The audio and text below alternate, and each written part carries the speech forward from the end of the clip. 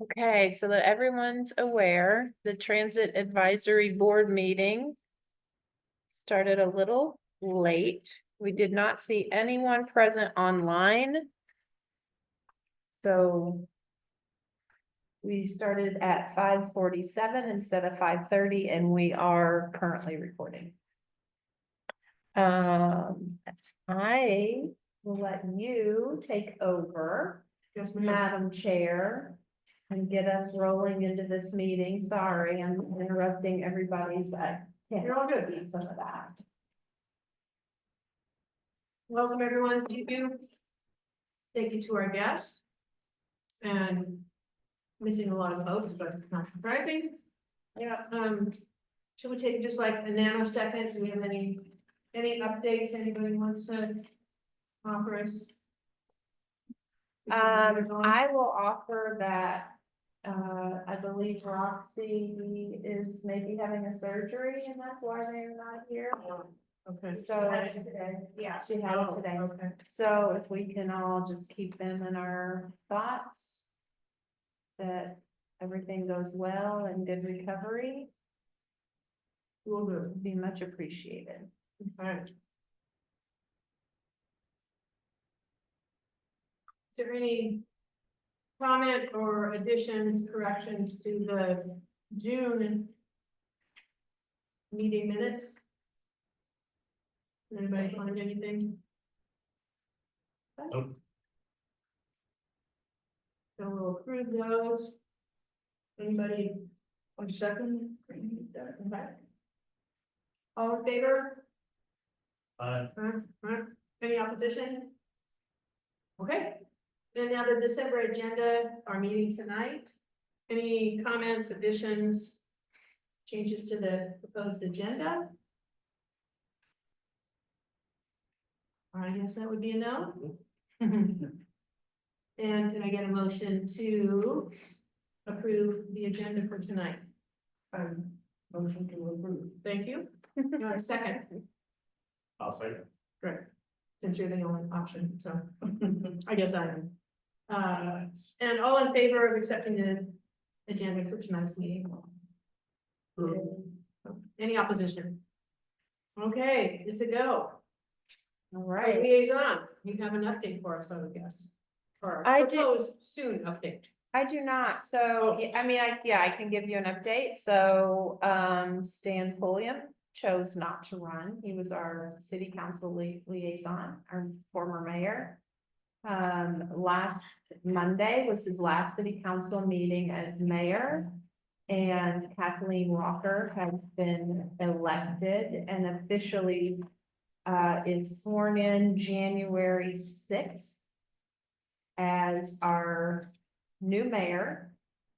I'm not sure what month, but sometime in the beginning of January, I believe, they will all go through and choose new boards to be the liaison. So typically, That's true, because when she was, excuse me for interrupting. yeah, go ahead. When Kathleen was at our last library board advisory meeting, she said that she knew who was gonna be our new liaison and that would be effective like mid-January. And she knew already. She kind of figured that's who it would be, was the new gal, Helen. I'm not sure. Okay. I mean, it wasn't official, but she was But thinking that was probably likely who would be appointed as Oh. our board liaison for the library. Great. Sorry. Okay. Well, we shall see who we end up with as our city council liaison. We do have. Do we have new, so Don Hokinson won his position. There is a new person who was elected to take Carl Exner's position. And she had served on the planning commission for a while. Sorry, her name has escaped me. It's holiday season. And my brain is full tonight. But they are all actually ironically sworn in on January 6th. There's, Yeah. So we shall see. We shall see who our new liaison is. and I have a request, everyone who's here live, we don't have anybody online, but if you can really project your volume, for Bernice to really be able to pick how the words sound together. Sounds Hearing good. devices in, and yet in a larger space, it's really hard to pick out what the actual words are. Okay, so, This building is terrible acoustics on top of it. Here's some problem. I'm thinking maybe. I heard it too. new business, New business. bring it on, we got a lot. Yes, we do. I never turned my TV on. Okay, so where's my little remote? Let's see if we can pop this up here. Let's talk about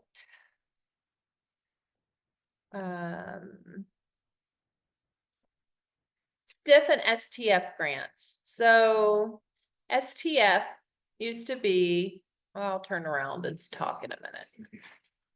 I'm gonna actually stop you for a second. Yep. Lee. Yep, Just because I'm sorry, I was remiss in having our guest, introduce himself. wonderful. No, my bad. I'm Micah and do I need to do some sort of self introduction or? If just you'd make- like, or just, concerned citizen, user, or whatever, if you have I anything. think if I do have concern, I think I'll wait at that will end of the meeting. I try to figure out what feedback is appropriate or not. Yeah, So, but you're here and just representing yourself as a, well, Other- I'm kind of representing of the overall county district. okay, great, Because there's like stuff in different cities that was drew from Trier, but like Sandy, they have the same issues.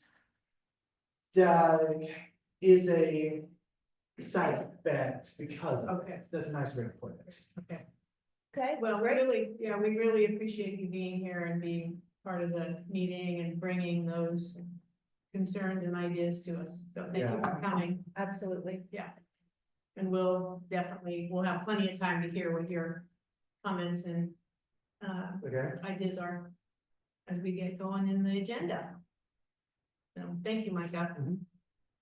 Okay, so, STIF, STF, so STF used to be special transportation funds, and those are funds that are a statewide source that are, for the use, or for transit for elderly and or disabled individuals. STF, once STIF came around, which is the Statewide Transportation Improvement Fund, very close.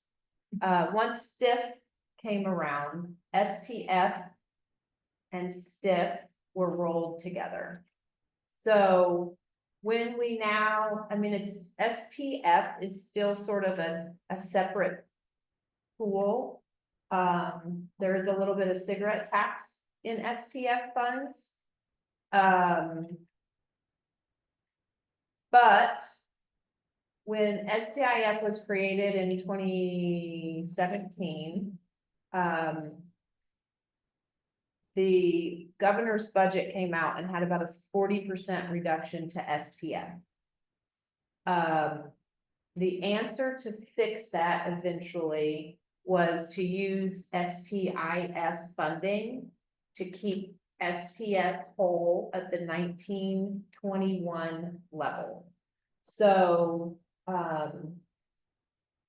whatever that was in 1921, 19 through 2021 level, it will always stay there. And apparently, and we've been working on this really hard to understand we being OTA and ODOT and others, exactly what that means, because it does sort of fluctuate.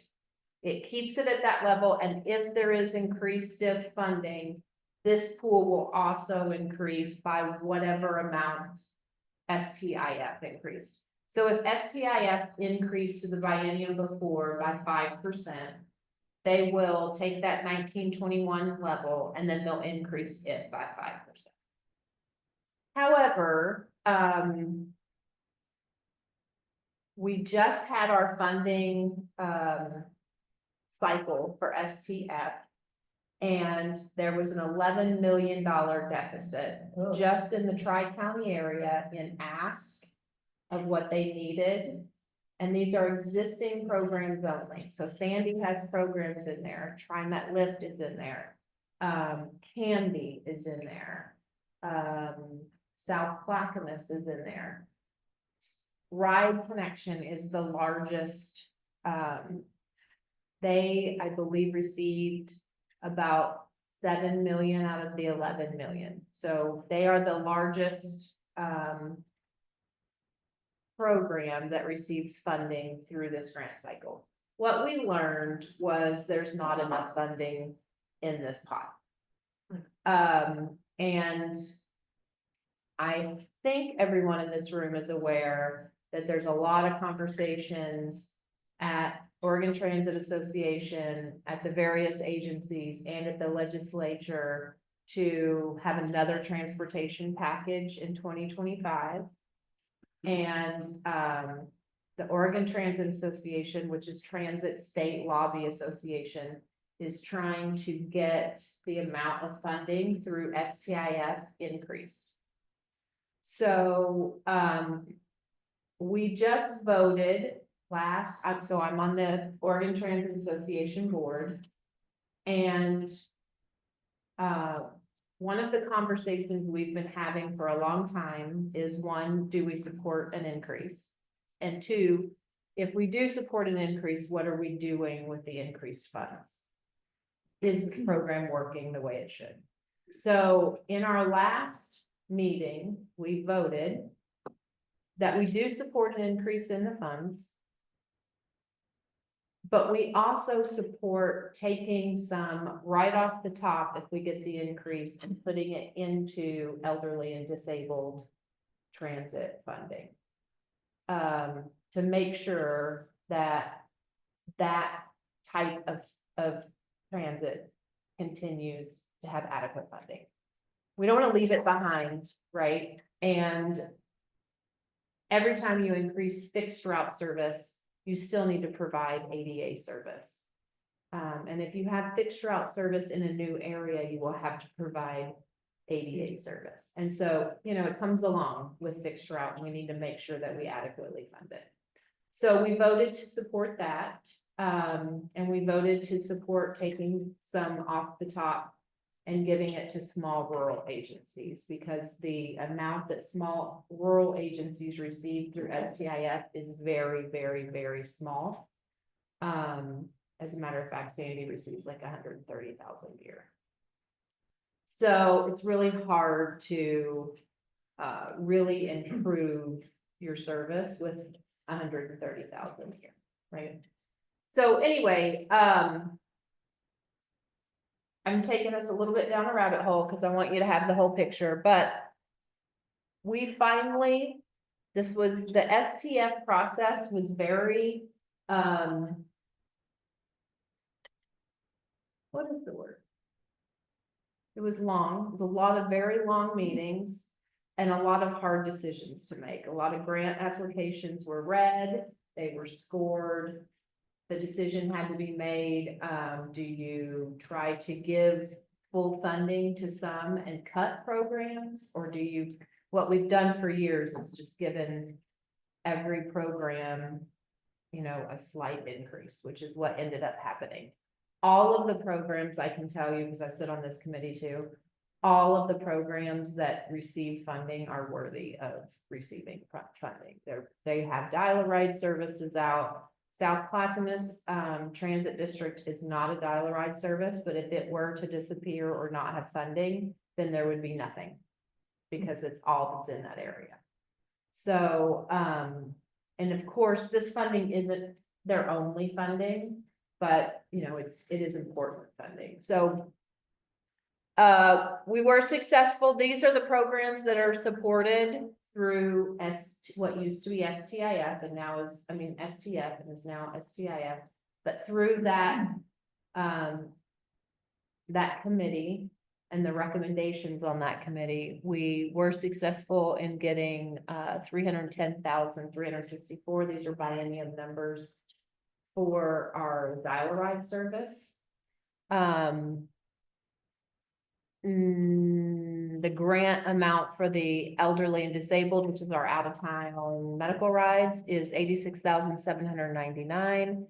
Estacada, we were successful in 107,701, and then preventative maintenance, and that supports our entire fleet. Not Mount Hood Express, that question was asked from the committee because we operate so closely together, just Sam's fleet, but it does support our entire fleet. And preventative maintenance comes from 5310, which is federal, so it has a match. The elderly and disabled was also moved into the 5310, which has a match. So that's why those two have those grant amounts. So hopefully we will see bigger numbers in funding for these programs after 2025 session.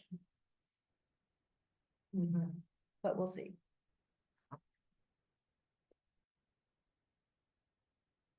Is there anything we can do, either individually or as a board, any citizen or board, to offer support and recommendation for the new package? When that time comes, there probably will be, so. At these meetings, there was a lot of discussion of, we obviously have a real problem.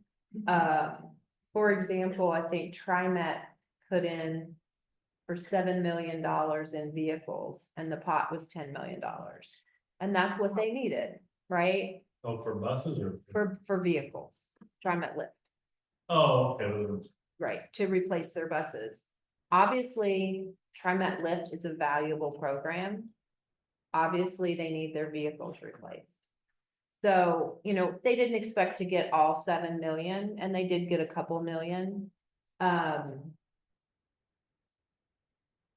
the need is there and it's, you know, it's a pretty big need. Most of the agencies like Sandy we get funding from there and this is very important funding. Don't get me wrong, but it's also about 30% of the funding, right? So Sam Rides, it's a pretty good chunk of Sam Rides, but it's still, I think it's about 30%. Preventative maintenance, when we go in and we do our ask, our ask, we took our finances for preventative maintenance. We calculated about how much is spent on elderly and disabled vehicles. We calculated about 16% of our other fleet vehicles because that's the percentage of elderly and disabled that ride our fixed route services. So we try to tie it to, you know, have real reasons for the number that we're asking for. There was a lot of discussion about, you know, how do we, and there was a presentation made at TriMet's board because this all goes in front of TriMet's board for approval. Because they are QE, our qualified entity for the region. So there was a presentation made to them about, you know, we had 11 million that was requested that wasn't funded. So, I think with OTA recognizing that more funding needs and voting to support that and recommend to ODOT that come right off the top, that will be part of our package. And so other than 2025 session, if you are speaking to your legislator and you support the increase or the transportation package, just know that this will be part of it. Yeah.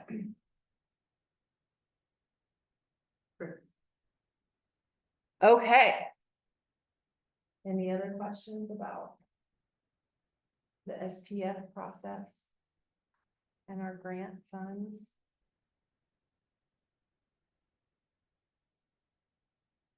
I can tell you, the committee put a subcommittee together to score and rank based on scoring the application, so we could see what that type of process looked like. And, in doing so, if you purely went by their scoring and the ask, about 5 projects would have been funded and the rest would have been cut. Which was a really good exercise, because then you realize,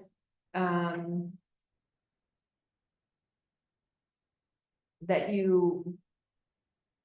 there's just no program where you want to cut, where your committee can sit there and say, yeah, that one's not performing, or, and so you have to compromise and come up with other methods, so. It was interesting. And that's all the more reason to really push this package that's coming up for this legislative season. Absolutely. Because there's no slack gaps as far as, we can do without that program Right. for that area, for that, Yeah, transportation in Oregon right now needs some help. Yeah. And everything I've heard, transit has been included in those transportation costs so far. I know they did their road show again. The Joint Committee on Transportation, to hear from everyone across the state, and transit was present at every one of those, so. Fingers crossed. Okay.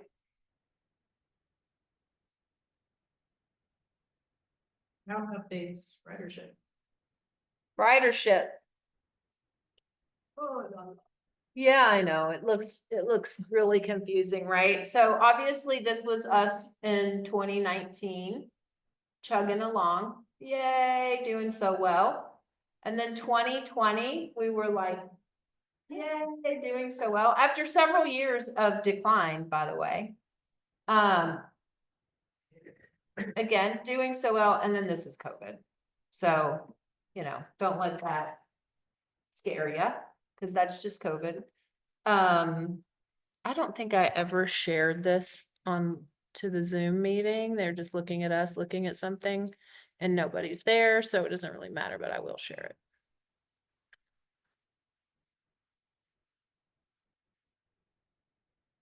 There it is.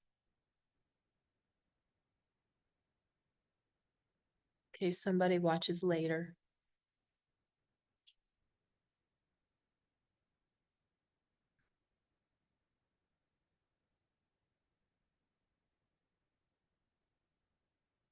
Okay, great. Okay. And so here we are coming back from COVID, but still nowhere near what we used to do up here in 2019.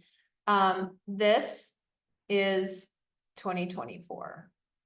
So we are definitely continuing to improve every month, and slowly but surely seeing ridership coming back. I will tell you that we have finally switched from paper counting to using our tablets. Woo-hoo. Yes. It's been very interesting. You never know until you do it, right? Like, oh, I didn't think about that. Or I didn't realize I wouldn't be able to do excellent. that. And so, we're working on smoothing some things out. Some of our vehicles, no, they didn't get tablets, they got dashboards. So we have more tablets coming, because not all of our vehicles have tablets, because we have 2 brand new vehicles.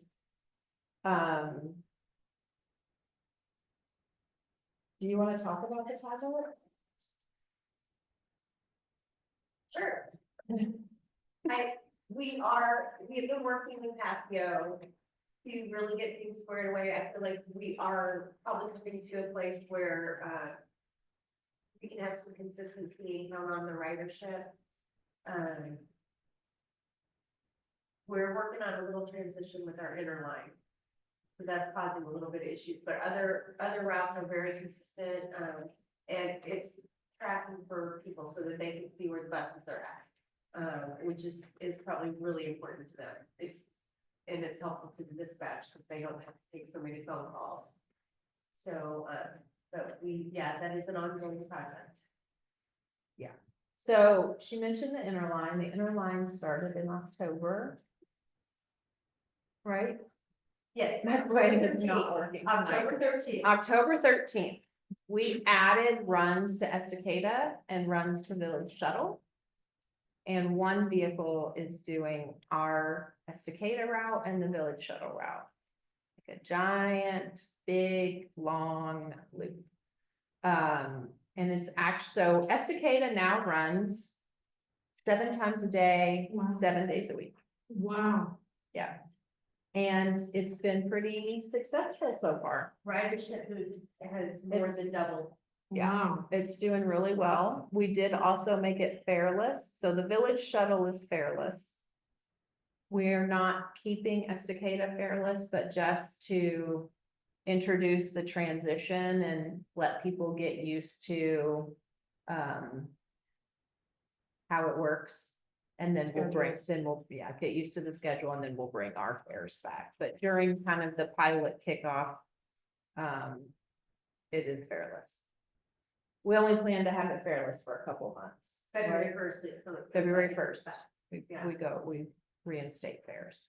So we'll see what that does to the ridership. The new route to Clackamas, Kaiser and Gillespie, Uh-huh. how it's done. Yep, so I have a chart for that one too, because I thought you guys might want to know. Pretty slow to get started, not surprising. It was January when we launched it. We still don't have bus stop signs out. We try really hard to always have one of our big Gilligs, because we don't have bus stop signs. So for people to be able to know there's the bus and I'm supposed to be in this general area or whatever, we are trying to always have a Gillig out. It hasn't always been possible. So, it'll be really helpful when we have 3 more Gilligs coming in May. And we will, at the beginning of the year, start working towards getting bus stop signs, but another reason we haven't put bus stop signs in is we secured this funding through the STIF program through TriMet. This is actually funding that they don't have to give us, but they did. So there's been some back and forth on will that continue? What amount will it continue? What does that look like? There's been kind of some changes possibly in the agreement coming in the future. We may not agree on things, we don't know yet. And so, we've kind of been slow to start putting bus signs in the ground, but it's doing very well. You can see that it's, especially here in the fall months, starting to really, September is always a low month for us. I don't know why. It's every single route that we have, it's a low month. Everybody's getting back into schedule. It's It's always after summer. every year. I mean, you can, it's right here. So, anyway, it's doing pretty well. In November, it looks like we had a little over 500 people. I would like to see that, a little over the 1,000 mark, to consider it a real success. But again, we haven't really. Christmas shopping didn't bring people over to, We don't know yet. I haven't really seen the ridership yet for this month. I mean, I don't know. November went down a little bit from October, but I mean, September and definitely went up in October. So, we'll see. But we haven't been there a whole year yet, right? So, takes a while. yeah. If anything, what would be great is to start going to the various neighborhood association meetings, CPO meetings, and letting them know this is there. local businesses, getting the word out, and then obviously bus stops is pretty important for people. I've had feedback from people that they just don't know exactly where to be, and that can be intimidating. How do they just wait at the bus driver or something? Oh, Yeah, I mean, there's, we have it on a schedule. yeah, So if they wave, we'll pull over. And there are stops, they just aren't marked. If that makes sense. oh, On the maps, yeah, right? mine's like that, it's a flag stop, there's no stop there, but they know it's there. Exactly, yeah. And we have a lot of flag stops. We have, I mean, none of them have stop, so I guess essentially they're all flag stops, but we can pull over in many places and we've put it on the map. Oh, These are locations. These are the going to be definite stops, but we will also stop here, here and here, on a map, which I'm. Can somebody get it on? So they can, or, yeah, CTC route. Thank you. Isn't it also, Andy, a bit to do with, there were some stops that we were a little questionable as far as. Yeah, what was absolutely, stop. yeah, we wanted to make sure Yeah. that we were, you always think but then the community really tells you. Yeah. yeah, I'm sure, So- I'm not sure, like, it's kind of like from here to Russian, there's a lot of empty places, you're not gonna pull out in the middle of the field. Right, To let somebody out, and so it's kind of like the same thing on 212 there, right, there's a lot of field and stuff, you're like. Not gonna put a stop here, yeah, Mhm. because there's not too many things around, and, so yeah, I get it, yeah, my route was like that. I had like probably a mile before one stop to another, because it's just like 3 houses. And- right, And if there's a lady that gets off at the horse hospital on Orange Drive, I just let her off, I just pulled so the, it's, it this works is the out. big map of everything. I mean, this is the actual. yeah, maybe that one. Do we have individuals of those that we gave out? We had the inserts in the beginning. I thought so, Yeah, but did we get rid of them? Like, are they just on these, it's on the schedule? maybe they're out and about. Do you know what I mean? Like, I wonder if I can pull up what we just said over at the community center too, because I made. It's okay, no, this is fine. I wonder too, maybe that stop, I'm sorry, the ridership drop between October, November, some of that's because we don't have stops, we don't have shelters, that Yeah. is weather related. No, it could be. Yeah, absolutely. So many factors. So many. But I mean, all in all, it is doing well, it's improving every month. So, and we are doing a lot of check-in with our drivers. I had a really interesting conversation with Chrysler the other day, for example. Just checking in with them to make sure, what are you hearing? Are you having any issues? Are you having passenger issues? I'm sure you've seen that our community gets worried that we're bringing Portland people.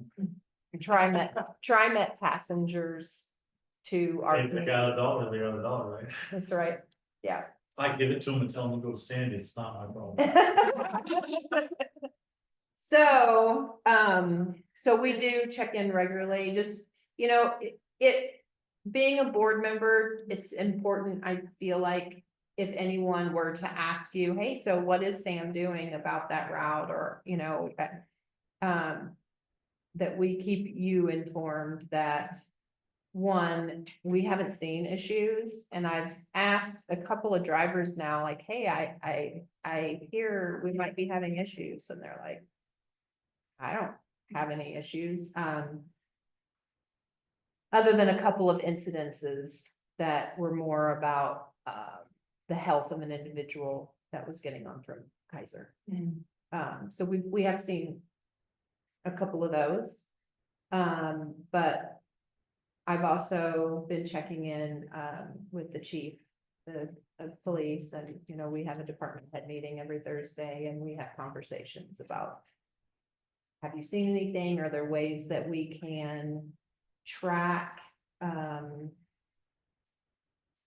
One of the things that we talked about recently was, when the drivers do report an incident, like with a homeless person on the bus or something along those lines. I would like the drivers to let us know, is this a regular who lives in Sandy, or is this someone that you're seeing come from somewhere else? Because it's been my experience in my 12 years now, I think, or about to be at the city of Sandy, that most of the issues we see are, people who Localized. are, yeah, not necessarily coming from Gresham to cause problems or coming from Clackamas, so, but, yeah. But I do want to, you know, it's important that we pay attention to what our own residents in the city of Sandy think and feel, and so I wanna be sure I can know if there's a problem. That was a question I had is, so on the routes that they charge, do they have any problems at all with people not paying or any altercations like that? I have not heard that they have, It's good.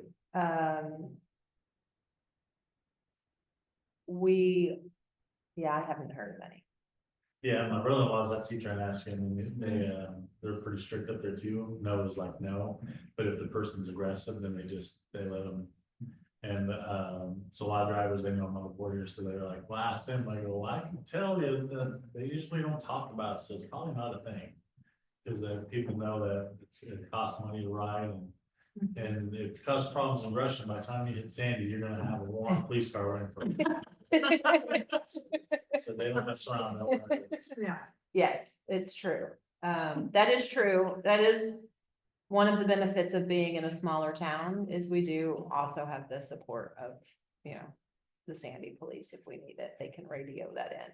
We have the few incidences that we've had that are coming to mind recently on vehicles. Our dispatch often is a gentleman later at night, and he just goes up to the transit center, meets the bus, has a conversation with the people, and they know whether they're gonna call the Sandy PD or not. And if the Sandy PD are gonna be called, then they're typically they're with him up there, so. Yeah, you're right, that's the correct answer. Although I will say that I am a very strong believer to, I do not wanna see them get in an altercation over $1. Yeah. So, we do ask them to, rather than have an altercation, mark it on the video, we will exclude them and trespass them for 2 weeks.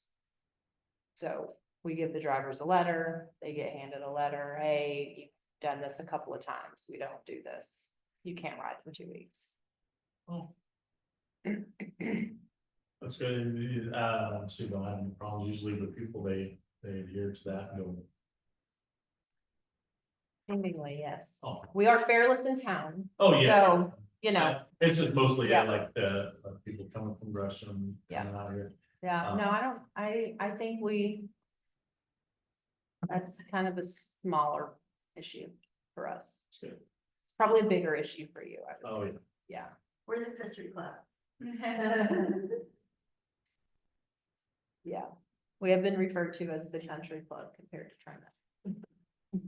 Yeah, Sandy is like a country club compared to yeah, What we they can sleep all day on transit where I'm from. Trina. Where you work, I work here. Yeah. you are Right. from Sandy. Oh, yeah, I'm from here, yeah. Yeah. Don't mind the drive to and from work. Yeah, I bet. Okay, so, we got a lot on the agenda and we don't want to not talk about Jolly Trolley. Do you want to talk about the Jolly Trolley? I would love to talk about the Dolly Trolley. It's jolly. It is very jolly. We have had great success. So we started out with 10 runs in total. We've now gone to 13 and we still have a waiting list of well over 80 people. And at least 24 phone calls where people didn't want to get put on the waiting list. So it is just been very popular and people just love it. And it truly is a great event for them. They could go do the Polar Express for $50 a person, or they could come do the Jolly Trolley, which is at no charge to them. They get to go to the park, they get to you know, single lights, they get hot cocoa and chocolate from local vendors, and, you know, they get on the bus and they all carol together, it's fantastic, so, we've been having a lot of fun with that. And, I will say, if you hear feedback, our first run was a little shaky. our first one, We found out the radio didn't work. lessons learned, page in place now, but we have it down to a science now. Yeah, so we're looking forward to doing it next year. Talking to Andy into doing more. Was it just a one-time thing? So. I haven't heard of it, so that's why I was. What? So, every year during the tree lighting, once we had a trolley, we would, at the tree lighting, give rides around that neighborhood of lights, as part of the tree lighting. And we always had a very long line. We were always there late. And we always felt bad because we had to do the like, our driver's gotta go home, line has to stop here. Very popular. And so, which to us, there's a couple of reasons that we like to do it. One, people get on the bus and they learn about your transit service, and they learn you have a trolley, and they learn about the shopper shuttle, and they hopefully have a better idea about your service when they leave. Two, you don't have everybody in individual cars driving around all the neighborhoods, right? And three, the community is on the trolley together. And they get to have an experience with the driver. They do, and our drivers are wonderful. And Chuck is telling me today, Chuck is wonderful, and he, you know, I tell him every time we're at the transit center, he gives them a whole speech about this bus goes here and this bus, I mean, he's very good at explaining the routes to everyone while they're on the Jolly Trolley. But, when the Parks Department, Parks and Rec, started doing the mining park lights, and then they started adding winter events, we said, instead of doing the trolley at the tree lighting, we would do the Jolly Trolley from here and hit a lot more neighborhoods than just the one neighborhood. So we did that last year, and again, it was the most popular event for the winter events. So we agreed to do more runs, and it's very popular. Is that something that you, like, you reach out to the community and say, hey, do you have neighborhood lights, that we have a trolley that we schedule to come through? Yep, Oh, cool. yep, that's pretty much how it goes down. And I will Yep. just say, it was so popular that we were featured on Channel 12, but they wouldn't come out to do the Winter Fest without the trolley. They wanted the trolley. Yeah, they rode around on the trolley and did a feature all day, snippets all day with her on the trolley and pictures of the trolley at the park, and they rode on the trolley. It was great. Nice. You come down to my hood, right? Yes, Yeah. you go to your hood, absolutely. Her hood's the original hood, It is. OG hood. Oh, It's- that's, It's Cascade Village. mm-mm. Oh, No, it's, What's it so called? north of the highway. I forget.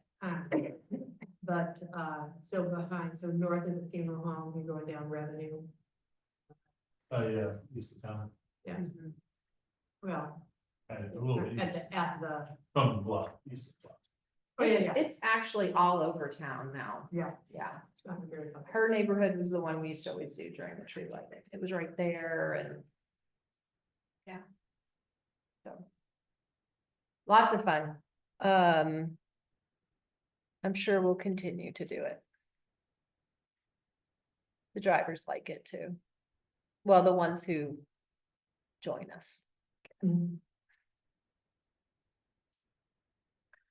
I'm just gonna move us into financials, which I handed you, all a printout. We are the 270 code, starts with 270 at the bottom. I, completely spaced putting charts together for finances for you, so that is our November's latest numbers and where we are in our budget. I looked, it's a little misleading, I think, because in some parts it says that we have 80% remaining. I don't believe that's true. I think it's leaving last year out of the biennium's totals. So I will update that for you, but I wanted you to have our financials in front of you.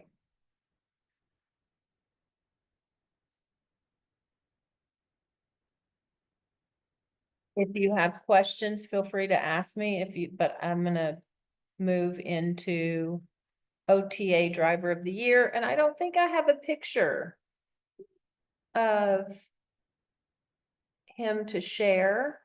Heather attended the Oregon Public Transportation Conference. As did the three of us in October in Seaside. And the Oregon Transit Association gives awards every year. And our very own, the dispatcher that I said goes and meets the bus and helps the drivers when the driver, calls in. He won Driver of the Year. He All deserved, of Oregon. of all of Oregon, and he deserved every bit of it. He has never taken a sick day in 5 years. He is the first to, if they can't find a driver when somebody calls in sick, he's on that bus. We don't always have dispatchers that are willing and happy to do it. He does, jumps right in, covers the route. Just a really customer service oriented, wonderful individual. He was here yesterday covering somebody's shift, he was sick on his day. Perfect example of Dan Barrett, who used to work at Fred Meyer as a manager, so he's very well known. And his attitude is over the top. It's so good. He's so good. So these dispatchers are drivers too? Not usually, Oh. not typically. So he was a driver. He was promoted into dispatch. That's how we like to do it because they are considered supervisors. Yeah. They're not just schedulers by any means. They do have to cover a route if needed. So, pre-trip a bus and maybe take it if somebody's running late, etc. And so, we are a small enough fleet that there are plenty of times that we just don't. You gotta wear many hats. Yeah. And, not every dispatcher likes to jump in the bus last minute and go. Sometimes it's nice to get out of the office. Yeah, I would think so. Yeah, Yeah, I think he likes interacting with people too. So, yeah, and it kind of keeps your sanity, you just like, I'm out, see ya, yeah, you know where to find me. right? Yeah, so, you want Driver of the Year? Nice. Yeah. And he was not feeling well. Yeah. Because he came down not feeling well. And I will say for him, he was not feeling well. He came to Seaside to get his award. Not feeling well. And he was the only person, well, Cynthia might have, who gave a speech. We were like, speech, tell us, Yes. Dan. And so he did give a little speech when he accepted his award. Very brave man. Right? And I don't see Tamara. Did she go home? I asked her, she is covering dispatch, so she said she's got juggling too many things right now. Okay. So we don't have an update for you. Sorry. Old business. Old business. It's up there. So we are trying, as you know, from our last meeting, we hit a 30% design phase. We're trying to continue on designing. We've hit a little snag. They need to do geotech surveys, which is drilling into the ground out there so that they know structurally how to build it. And I need to go through the environmental land review process, at the federal level, if I plan to use federal funds, which I do. So until I even need permission from the federal government to do the geotech survey. So, I know, Yes. oh. So the FTA and Federal Highway as well evidently have,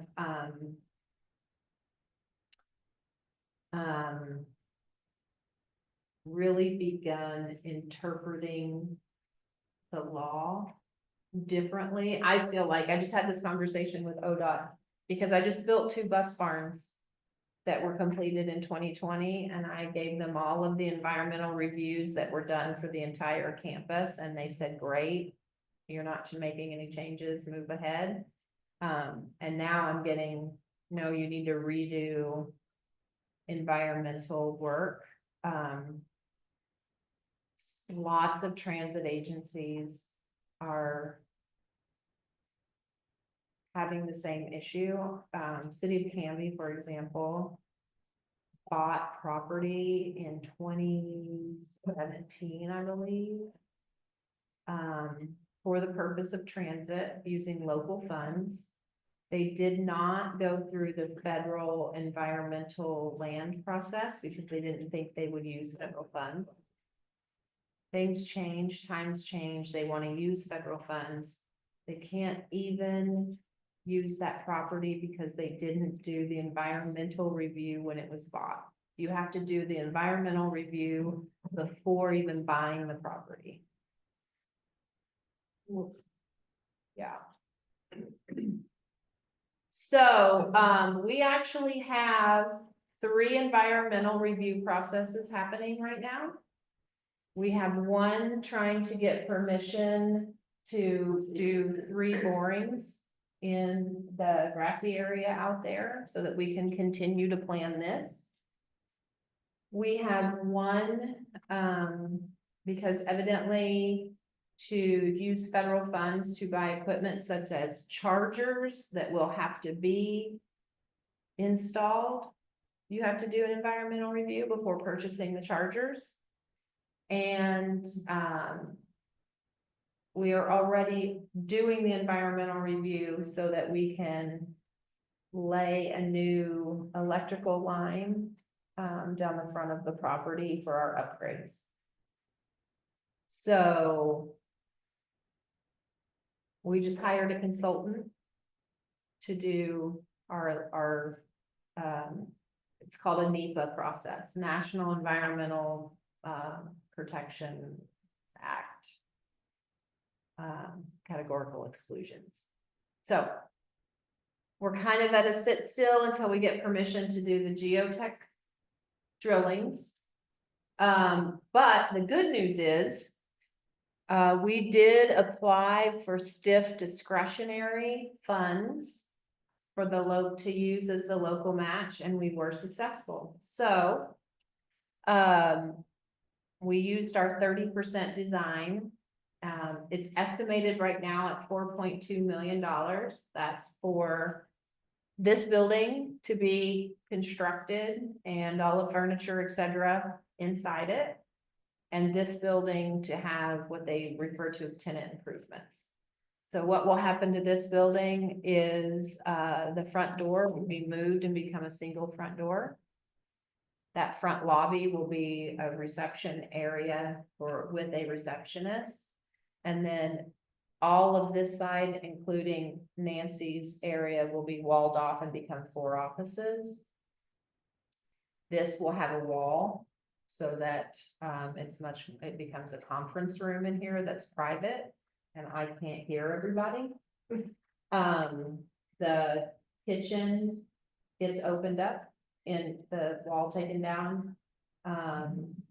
And becomes a large meeting space with workspace back there on PW side. The front becomes offices. They've already put 2 new windows in what was an archive room, so that can be offices. Muna's gonna move over here. PW will have new offices at the front of the building, and then the other offices kind of stay the same. So our kitchen gets updated. We don't get new carpet, but. And the bathrooms stay the same. And there will be a door at the front, hopefully, for security purposes, like from the reception area.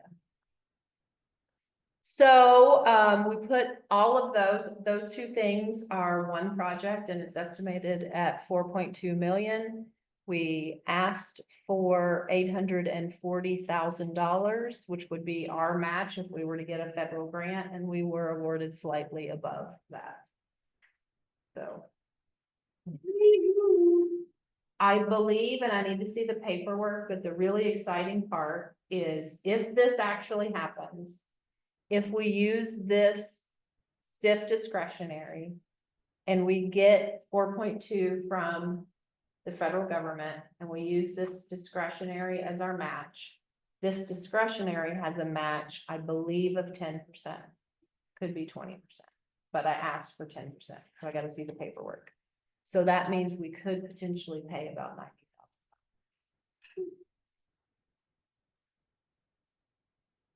You mentioned offices. Yes, I'm assuming it's new. Does that mean you're going to add staff? I'm hoping to add one more person to our next budget cycle, starting July 1. The next budget cycle starts July 1, not the other person. Don't everybody get excited. So yes, we will, definitely, we already need another admin staff. So we're gonna try to do that. We will need to hire mechanics. Because we will do the entire city's maintenance when this building is done. So, we will oversee probably 2.5 mechanics as well. And then we will continue to contract our operation. Maybe. We're putting our RFP out, for our contractor, our request for proposals. Hopefully by the end of this month. To see who our contractor will be starting July 1 of next year. When we do that, the city always looks to see which one's more cost effective, and which is more efficient. Using a contractor or bringing it in-house. Yeah. So we're about to go through that process.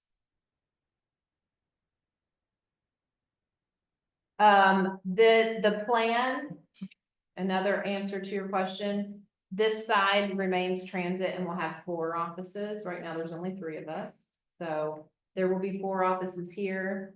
The bottom story of this, the way it's planned is planned out with some room for growth on the bottom for operations staff.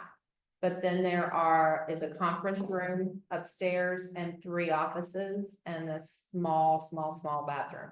So, there is space that is not claimed yet. Public Works needs a lot of office space right now. Oh, So a lot of this building, the minute we open those up, will be filled with Public Works for staff. And we'll come over here. so. Yeah, we're all very excited. It's needed. Yeah, it's very, very needed. We've run out of space and City Hall is definitely out of space. Yeah, I think City Hall ran out of space a long time. Yeah, that's absolutely right. City Hall is packed. Yeah, it's packed. So. I think, oh gosh, e-fairs. So. Part of the technology consultant that we hired. Part of what they were tasked to do is find an e-fare vendor for us. We do not want equipment on the bus. We just want people to be able to show on their phones that they've bought a ticket. And have the ability to use their phones to buy tickets. We are pretty sure that we have chosen a vendor. There is an implementation fee that we can get around if we have more than 25 vehicles. And so we are partnering, it'll be ourselves, Clackamas County, of course, South Clackamas Transit District, and Yamhill County will all, have a contract together to avoid the implementation fee, so we have enough vehicles. And, hopefully, we will have e-fares in the very near future. I thought we had them already, but we're kind of, it's gonna take a while to put a contract together and then to put all of our IGAs together. But now, why do you need so many vehicles if it's just on the phone? So they charge, this particular company charges per vehicle, so they don't charge like one flat monthly fee. They charge $65 per vehicle a month. And no, so most of the others charge a fee, and then they charge like 3% or 10% or whatever of each fare, and they don't do that either. It's just a fee per vehicle. And so in order for them to have the contract be worthwhile, they need a certain amount of vehicles. And that's only to waive the implementation.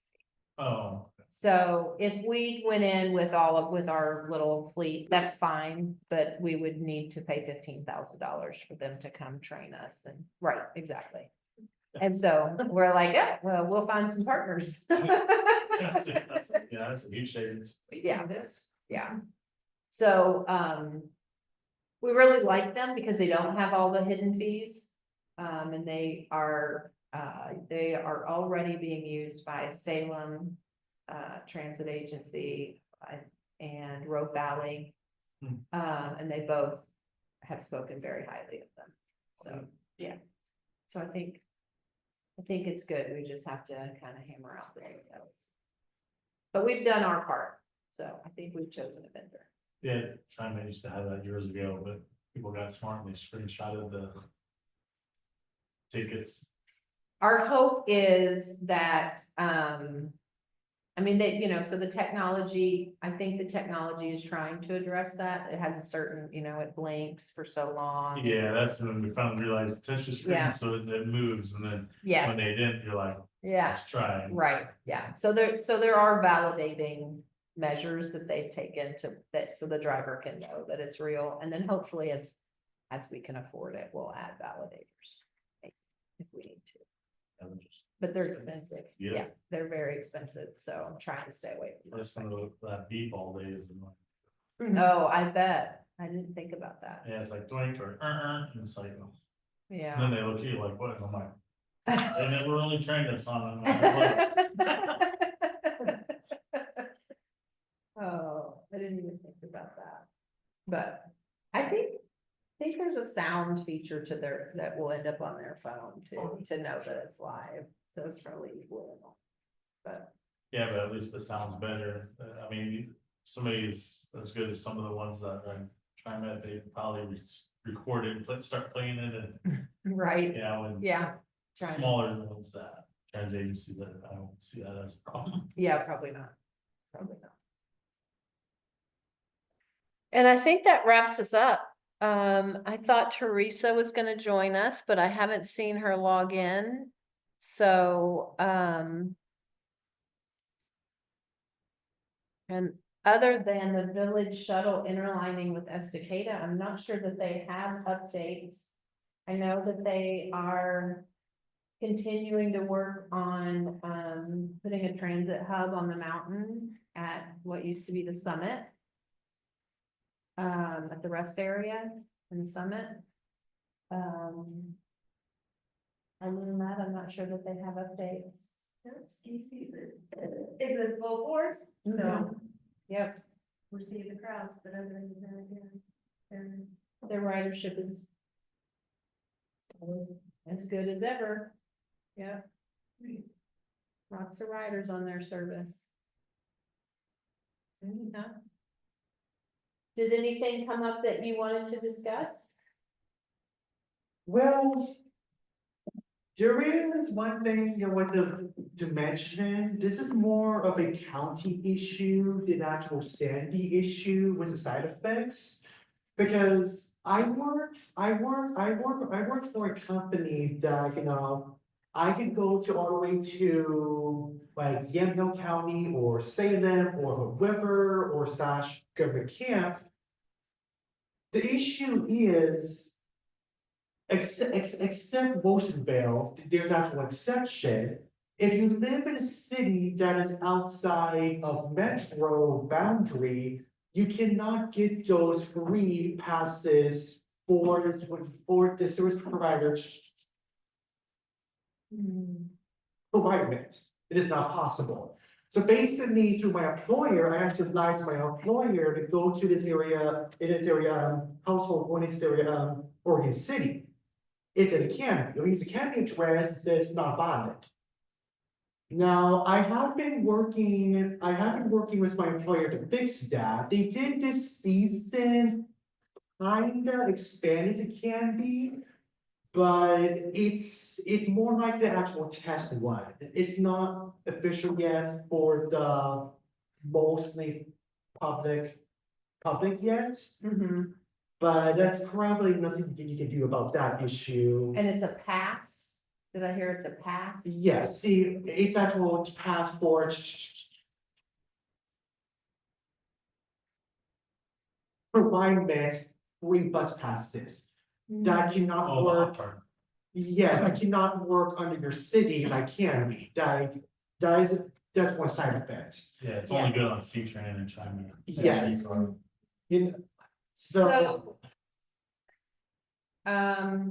We've had a lot of meetings with TriMet.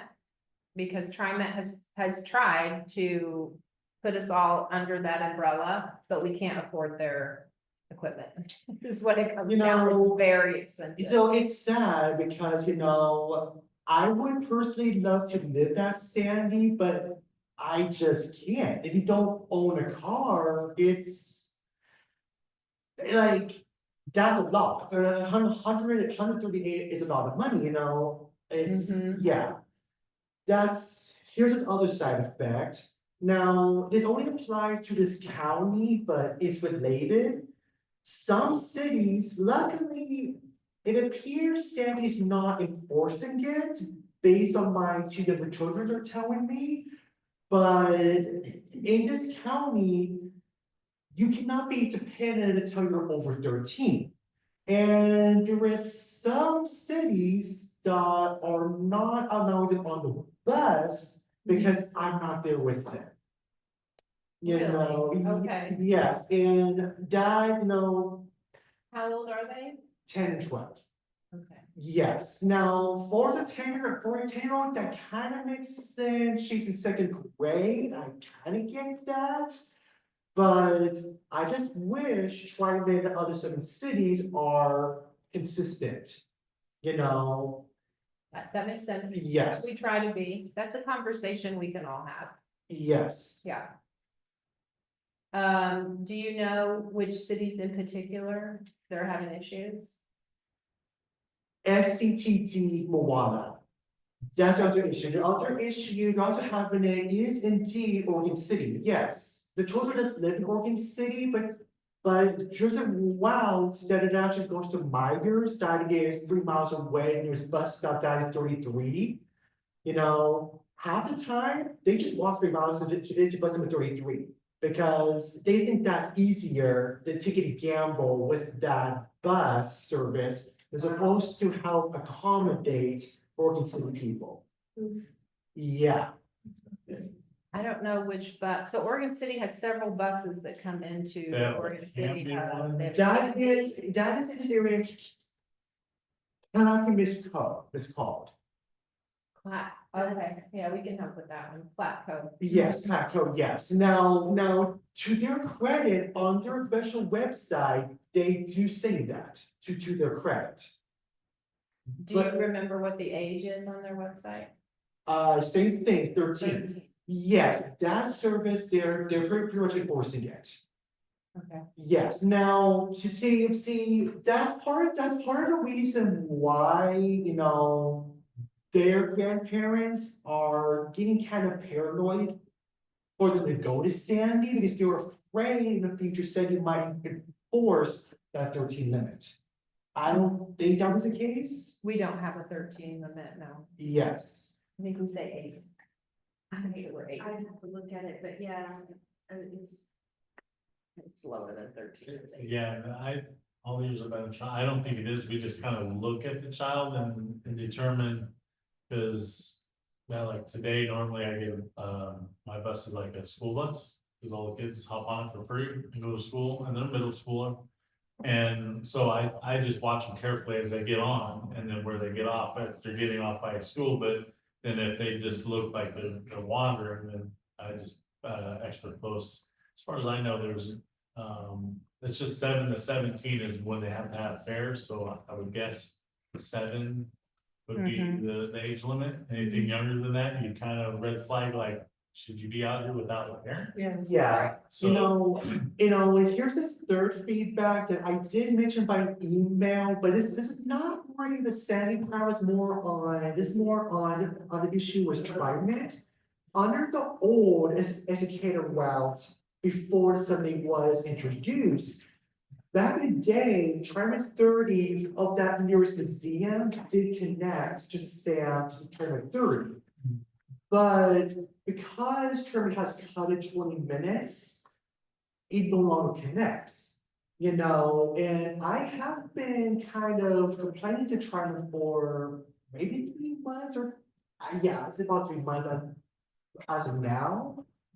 But I just kind of wish TriMet for all 7 days pretty much did 6:45 PM. Not, okay, weekdays 45, weekends 6:22. yeah, I mean, can TriMet make it 6:45 7 days in a row? So that's. it's all about ridership, and, the 30, I think, only has 2 buses on it now, and then we used to have like 4. Before COVID, at least 4, and we had, Well- Rivers, so, Well, I've noticed in your schedule, it says this, 5:38, 6:39, and all that. it's like odd ones. Now, under the weekend says about 8:28 to about 6:28. Why not they do 8:45 to 6:45? Can that work? Yeah, I mean, I can ask the scheduling guy, but what he'll probably tell me is ridership. Unless he's told to add a bus or add service, then. You know, and that's where it because. comes down to. Because more and more, the 10 and 12-year-old, they're trying to go to Sandy. But the problem is, they can't go on a Sunday because, like, I have an issue like today. It would take people 4+ hours or 3 if you're lucky to go through Southeast Gresham to Oregon City.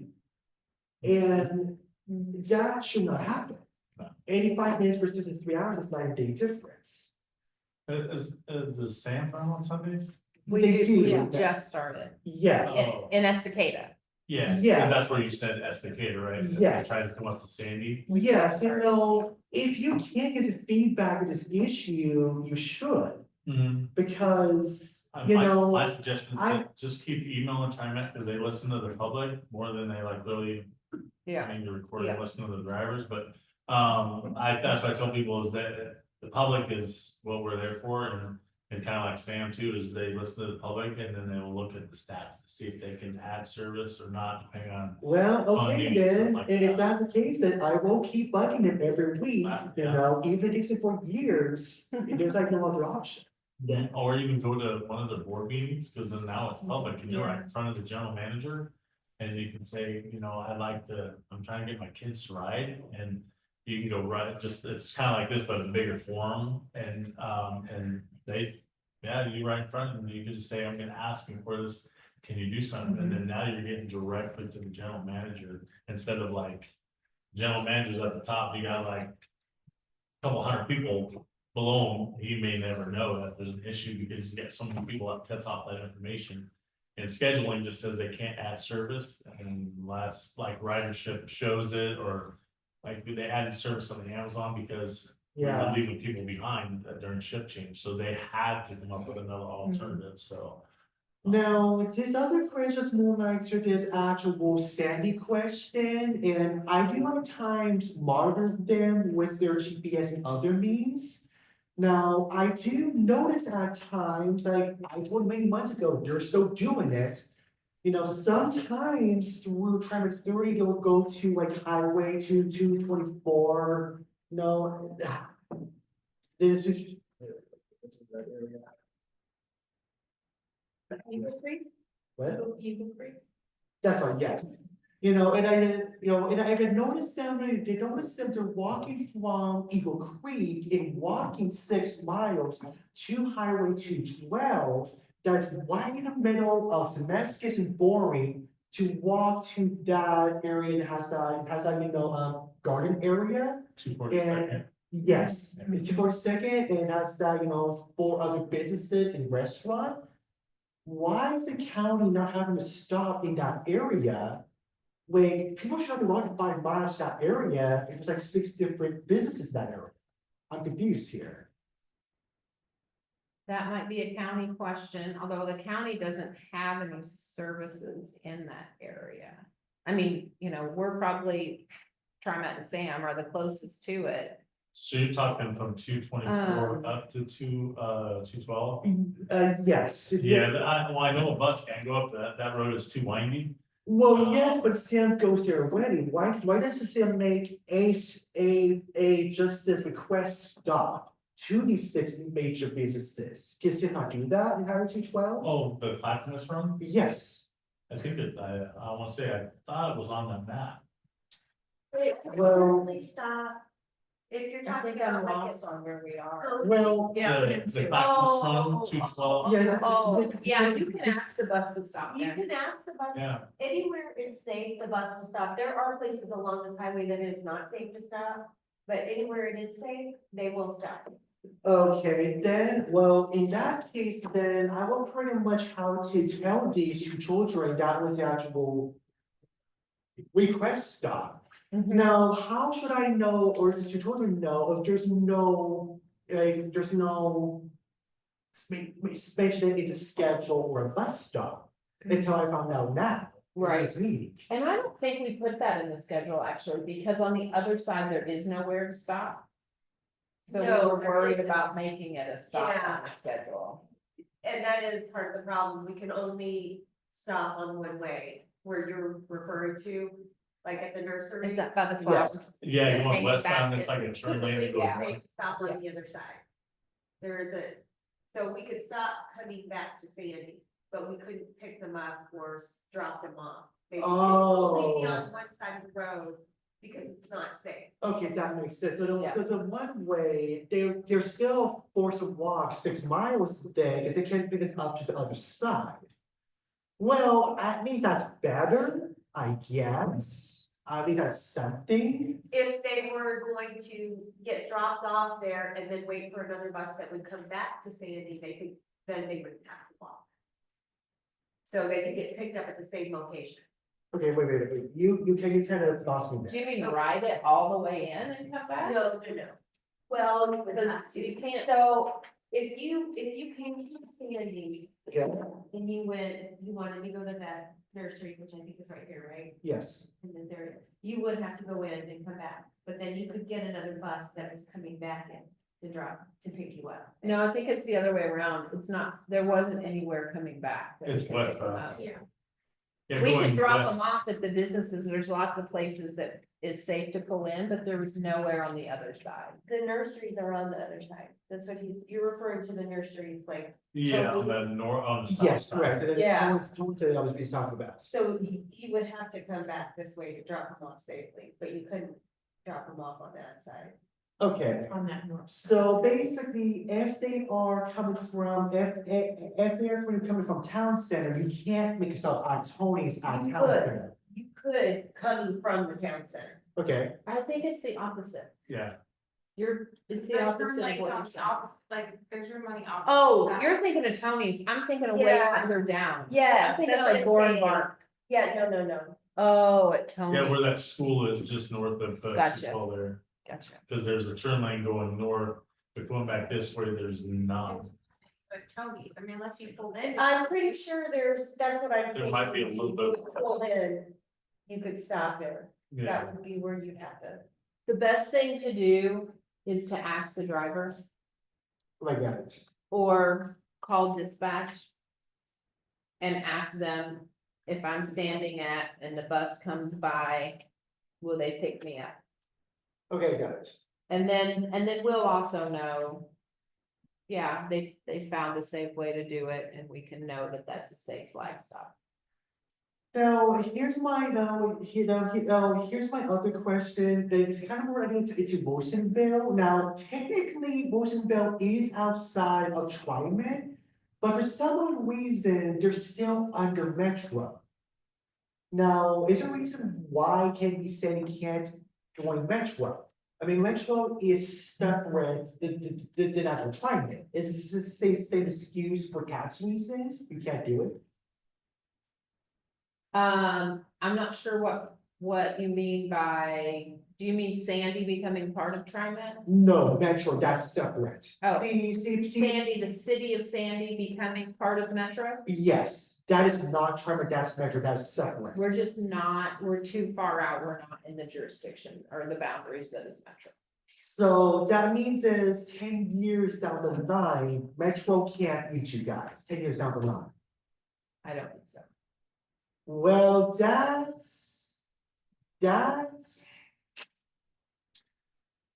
yeah, that's part. In that case, that's part of the reason, that's part of the beef here with my grandmother, with you guys withdrew from trying it. Because, you know. Again, this is not your fault here, this is. I just feel like they have to rewind of this original 1986 law, how they're basing it on the tax. I feel like this county has to be its own bus service outside of Trimet. You know, I think they'll solve all these issues. But we are our own bus service outside of TriMet. Well, yes, I'm saying this, you know, I'm saying Justice County. I feel like Justice County should have one bus system. I just think they were fixing all these issues. Because I feel like even Sarah agreed with me that Trimet can't handle this county. Even today, they just can't do it. And that's why I feel like having a system just for this county will solve all these issues. Yes, so I can tell you that there is a countywide Clackamas County Transit Development Plan. That lays out the transit needed in Clackamas County. So that does exist. That does exist. It became a thing almost 5 years ago. It's fairly new and they are about to renew it. Okay, They're about to so, have meetings and update the plan. so can you at least email me and Sure. give me that info? Because Yeah. I never knew that even existed. Sure. Because I'm surprised, I mean, I've been advocating these things for, I don't know, maybe since 2013. Mm-hmm. I haven't heard any of this. It's fairly new, and it's part of the reason the Platco exists. It was born out of that plan. Yep. Okay, So, I will email it to you. I'll give you that information. thank you. You're very welcome. In that case, then that should be. That should be enough of these temporary sacrifice. There is other issues, but this is more on the county than Sandy. So I don't think it'd be one fit to this meeting here. But yeah. Well, I mean, we're happy to help. We can always Oh. be part of the solution. And you have a TriMet representative, I Yes. mean, you know, it doesn't get No. much better than this, right? Yes, now, this Michael, wait, let me just interrupt you for just a sec, we're running over time, Oh, yeah, but, thank is you. there something that's like really pressing you wanna talk about? At this meeting, or is it something maybe we could talk about outside of the meeting? outside Either meeting, in it's a- fine. Yeah, Yeah, it's fine. It's in not a a big phone deal. call or email? Yeah, it's fine. Exchange maybe? Yeah, I did it pretty much now, I am pretty much done. And then most crucial stuff. Yeah. Wonderful. Very, well, I'm. Good job. I'm really appreciative for you coming and bringing up these issues. But before I leave, I would want to talk with Tim before leaving, there's something I wanted to confirm here that are rumors, but other than that, I'm just done here. Okay, great. Okay, All right, I'm gonna eat I'm sorry. yeah. You can adjourn us and then I'm gonna eat a Okay. burrito. Thanks, everyone. Great. All right. We are adjourned. And the cards are done. We can't hire any more people. Our Christmas card box is getting really It's getting- large. I mean, Got yeah. liver's cramp now.